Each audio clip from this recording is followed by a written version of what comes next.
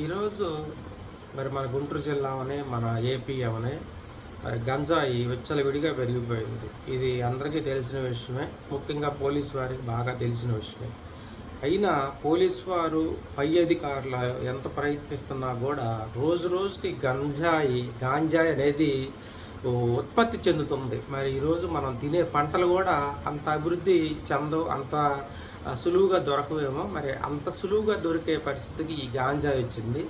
మరి ఈ గాంజాయిని అరికడటానికి మరి ముఖ్యమంత్రి గాడి నుంచి మరి కింద హోంగార్డు దాకా ప్రయత్నాలు చేస్తూనే ఉన్నారు. సరే, ముఖ్యంగా దీంట్లో ప్రయత్నం చేయాల్సింది ఎవరంటే మరి హోమ్ డిపార్ట్మెంటు, అంటే పోలీసు వారు. మరి పోలీసు వారిలో ఉన్నతాధికారులు ఒక్కళ్ళే దీంట్లో నిజాయితీగా పనిచేస్తే సరిపోదు, మరి కింద స్థాయి అధికారులు కూడా పనిచేయాలి. మరి దీనికి కింద స్థాయి అధికారులు కూడా ఎంతవరకు పనిచేస్తున్నారంటే నాకు తెలిసినంత వరకు మరి నన్ను ఈ మధ్య రిమాండ్లో ఉంచడం జరిగింది ఒక 100 రోజులు.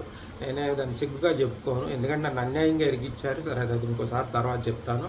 సరే, ఇక్కడ ఈ గాంజాయి మీద నేను మాట్లాడేది ఏంటంటే, గాంజాయి అవనండి, డ్రగ్ అవనండి, లేకపోతే ఈ గంజాయిలో రకాలు అవనండి, డ్రగ్గుల్లో రకాలు అవనండి, అవన్నీ కూడా నేను ఈ 100 డేస్ సబ్లో అనుభవించిన, నేను మాట్లాడిన అక్కడ ఉన్న వ్యక్తులు కొన్ని వందల మంది ఉంటారు కాబట్టి వాళ్ళందరితో కూడా నేను మంచిగా నాతో ఉండడం జరిగింది.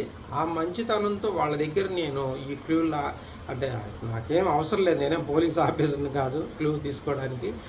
చిన్న ఇన్ఫర్మేషన్ ఏదో ఒకటి మాట్లాడుకుంటాం పిచ్చేపాటి. ఆ పిచ్చేపాటిలో నాకు తెలిసిన నిజాలు ఏంటంటే, అసలు ఈ పోలీసుల్లో కొంతమంది అధికారులు ఈ గాంజాయిలో ఒక 5 10 మంది పట్టుబడితే దాంట్లో అమ్మేవాడు ఒకడో ఇద్దరు ఉంటారు. కానీ ఈ 8 మందిని బొక్కలో వేస్తున్నారు, రిమైండ్కి పంపిస్తున్నారు. ఆ ఇద్దరి దగ్గర 2 లక్షలు 3 లక్షలు తీసుకొని పంపిస్తున్నారు. ఇది పక్కా నిజం.